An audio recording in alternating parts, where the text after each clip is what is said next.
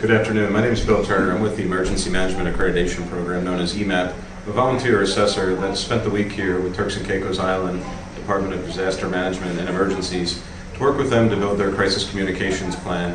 Over the past week, we've really spent a lot of time with the various stakeholders to discuss how they all communicate, both internally and externally, how they release information to the public, and as well as warning for the public.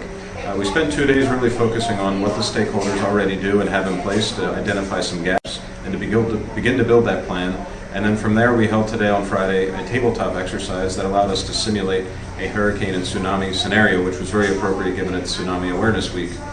Through that exercise, we ran through various modules from preparedness to response to recovery that allowed all the stakeholders to really demonstrate what they already have in place and use it as an opportunity to show what they can improve upon and what they already do well. The end result of this week will really allow us to provide the program with a document, a draft annex or plan for communications that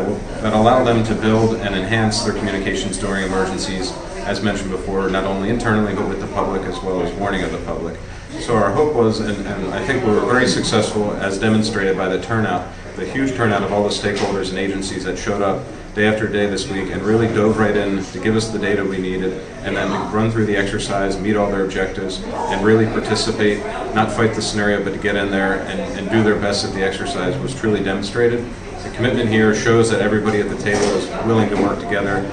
through any type of emergency, and we're really proud of everything that occurred here this week, and we hope that Turks and Caicos Islands and all the agencies and the government and the public can continue to work together to be prepared for any emergency.